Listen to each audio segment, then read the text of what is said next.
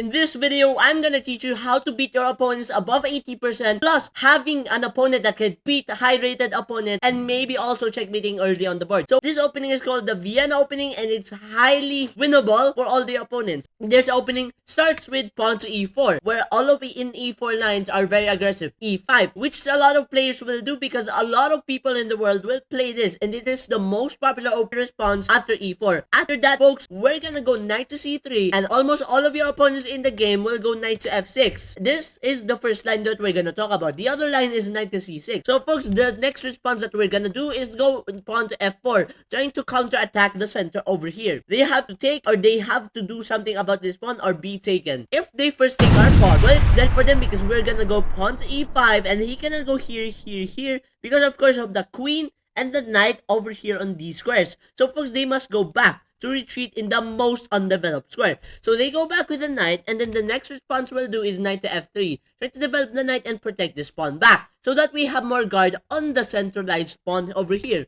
which is a very powerful pawn. Because if they do here, which is a lot of people will do yet again, because they will need to take that pawn and to uncentralize that pawn and try to destroy that pawn, we will go here, pawn to d4, so that if they take, we'll go here and take this. But that's not good because you're gonna undevelop your knight. And if you take with a king, that's not good because you're not gonna castle anymore. The better move is to go here, queen to e2, try to move away from the danger of the queen over here pinning your pawn, and then after that, you're gonna pin the king to the pawn. So folks, you cannot take this. For example, if they go here, they cannot because of the fact that their king will be taken if they do take our pawn on d4.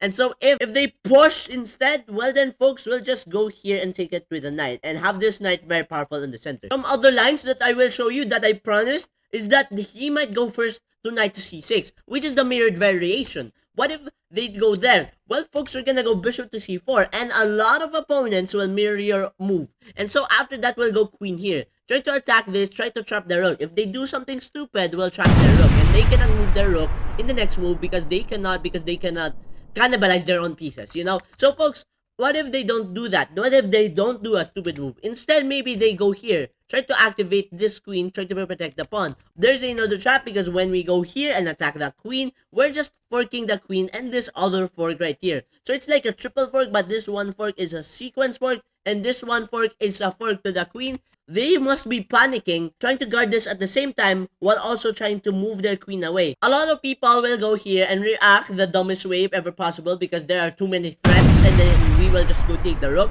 And if they go check us, we're gonna move out of the way. And when we move out of the way, there's still these threats over here. And it's gonna fork the king and the rook. Functional way to protect that with the black king is to move the king and to protect this pawn and not be forked because the king is not there anymore. And the rook can move after that. If the knight goes to c6, we will go knight to h3 and attack the queen. The only square it can move to is not here and here because of the rook. Not here, cannot go here because of the knight and the queen. And the queen is almost trapped. He cannot go here and here because of the queen yet again. And of course, cannot go here because of the pawn. He can only go here, which is leading also to another trapped queen. So the best response is to first counterattack our queen and try to attack our queen away. But that's nothing because we'll just move our queen away. And now what? They have to go here and keep attacking the queen. I'm just gonna move it. We're just gonna move it. If they go here and attack the queen again, we're just gonna go here. And if they do something stupid, mate will be possible over here. So folks, what if they don't do that? What if instead they prevent it by going here and not being mated because we are being covered by the pawn? Folks, and if this line happens, we're just winning. I mean, look at the position. The queen already breached in while this bishop here. And the next move, the move is here to try to checkmate the king. And we're just gonna still take this queen away in the next move somehow. And we have the full advantage. But folks, what if they don't do that? What if instead they don't attack the queen? Well, folks, there is a mighty danger over there because the only place that it could move at is square on d4. Because of the fact, if they go here, well, it's gonna be trapped by d3. If they do something stupid like doing this, then we're just gonna trap his queen over here, and he cannot go here because of the fact that the knight is gonna take it, and he cannot go here because the other knight is gonna take it. And if he stays right there, then the pawn is it's gonna stay here, then the pawn is just gonna take it. So we are winning a queen after that. Because after the line of this, attacking our queen, trying to counter-attack from the queen. So we're gonna move the queen away first, and they will take our knight so that it won't have their queen trapped, and we will take the bishop. First of that, and then they will go queen to f2, trying to clear out the way for a path to the queen to escape through. We're gonna go bishop to d2, they will go over here, knight to d4, and then we will go here and try to attack the knight. After that, they will check us, and that's nothing because we still got the advantage according to the computer. If they check us, which is the most popular move in the game, they would go here, which is also the popular move in the game, try to attack us on the bishop on c4, and if they do that, we're gonna take their knight. They will take our pawn back. They will take our pawn back, which is the best move because if you take this back, it will give us the full advantage because of us taking the bishop first. So folks, if they do the best response, we'll go here and try to go rook to we'll go here and try to go rook to e1. They would go queen to f2, escaping from the danger of the rook, and we would go and take the pawn, and we're attacking the rook. If they move their rook to attack the knight, then it's mate in two because of the fact that queen to c8 and then king here, and then they will be mated by a knight on d5. So folks, they would not do that. Instead, they might go here instead, trying to protect this pawn. But I don't recommend that because we still got the full advantage on the computer. So those are all the lines over there on that line. But let's look at some other lines. What if on f6, pawn to d5, which counterattacks are opening? They know what they're doing in the lines of the opening. So folks, we're just gonna take the pawn on e5. And if they take our pawn on e4, we'll go queen to f3, try to attack the pawn on f7, and attacking the knight on e4. And then they would go and take the knight or not take the knight. If they don't take the knight and try to protect it, we'll just go pawn to d3, and then the best move is to take the knight yet again. But if they do take the knight earlier in the board, take it with the pawn with a b pawn to c3, and in the future the knight cannot go here if the black knight just got developed. That is the full advantage of this pawn. If they go here with this knight, then they cannot go here because of the fact if we castle there, well, it's very safe because of this pawn trying to attack all of the squares of the knight over here. But if they go instead d6, not taking the pawn again, not trying to counter it this time, but instead go passively with pawn to d6, we're gonna go knight to f3, and they will go knight to c6. We'll go bishop to b5, trying to pin the knight over here. Both knights are developed, and our bishop is developed, which means we're on tempo right now. And if they go bishop to d7, that still gives us a full advantage of 0.2 points according to the computer. And we'll just develop normally here and play normal chess. Then we will take the knight, and we will take the knight. They will take back with the bishop, and then after that we will take the pawn on e5. They will have to go and take the pawn, and then we will go and take with the knight. And folks, we have the advantage over here yet again with the knight. So here's the full advantage of the Vienna. So folks, the other line, what if they go here instead? Well folks, we will take the pawn on e5, and we will attack the knight on f6. They might go and take the pawn because it's literally attacking their other knight, and it's very, very space consuming for them. So folks, after that we will go here and attack the knight, which he has captured a while ago pawn, and they will go back with a knight on g6. We will go and attack another knight on f6. They will go back, and their knights are just passive there, and we're gonna win with this opening over here. I mean, look at the knights. So we got 0.8 plus in the computer. So folks, this is a very good opening. No doubt you can play it, and also please try to play it. It gives you plus 80% after all the lines that I've showed you. So folks, this has a very high win rate on you, so I recommend you to try it.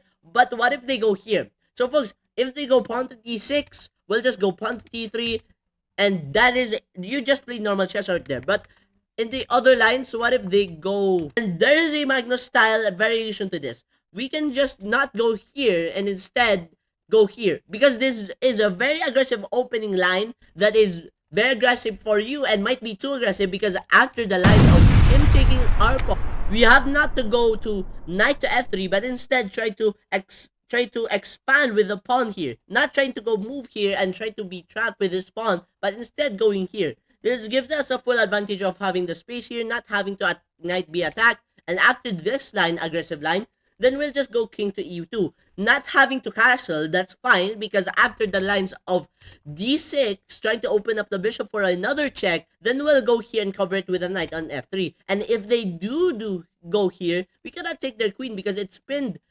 Our knight is pinned to the king, and after that we'll just calmly take the pawn on f4 and they cannot still do anything about this. And if they do take our knight, well, folks, we'll just take their bishop back to the king, and the queen can't have no way of trying to breach in right here. But if they do try to breach in, like going here, g5, then we'll just go bishop to e3. And after that, they will go g4. We'll just go here. Literally. But if we go for a mistake like this, that's mate in 1. You cannot go there because of bishop here and then king here. And then, of course, knight to e7. That's checkmate right there. You cannot move anywhere. So, folks, the best move after this move is to go here and make our king safe. And we just got the full advantage on us and not on them. If they do some move like developing a knight, well then, folks, we got the full advantage of going g3. And that attacks the queen. They must move h5. And then we will go here. And you know all the lines of this. We will go here and try to expand with the... Okay, folks, that is it for the Vienna opening. That is the summary of it. It is winning by plus 80%. Because after these couple of moves, which is the most popular move, after this, they will take, we will go here. And then cannot go over here to these squares. They have to go here, and then after this line, we'll just, if they take, we'll just go and pin them. And we have the most development. We're having the lead of development. This is why it's so winning for us, because we have the full advantage to attack the king early on in the board, having our pieces out early in the board, and also having a very hard time for our opponent to develop their own pieces, because ours is going to be attacking the early time. So a lot of times here, they will not go pawn. A lot of people will not, and instead they might go here, and we will just go here. A lot of times we'll go here, and they will just go here in the late time, because now, and they will go there after. Then we will just go here and develop our bishop, trying to expand to the center, and now we got literally the full armada over here trying to attack the king on the black side. And also, not only that, they cannot take our pawn because of the fact that we can just take with the bishop. If they do take with the knight, we will just take with another knight. And if they do pin us, well then, folks, we'll just go here. Check. And if they go here, and you can even sacrifice your bishop, because after you sacrifice your bishop from this line over here, and when we check him, they will go here, then we can just leave that bishop and castle. Because now if we leave that bishop, they will take our bishop. We will go here and take the pawn on the f7. We cannot take with the queen with the rook, because after this, well then, folks, if they take our knight, we will just go and check them. And now we have the full advantage of exposing their king. It's literally a material equality. Now, folks, if they don't take the rook, well, of course, they can go here, and that is the most advantageous move for them. But, so, folks, there's no doubt you can play this opening, and it's very advantageous opening that you can try, and I recommend you to try it, because this opening, a lot of players and opponents will play it, because it is the most popular line, e4 and e5. I would recommend this. Okay, so, folks, that's all of the lines, and that's all of the summaries. Thank you for watching. Please subscribe and like to motivate me to make more videos like this, and peace out.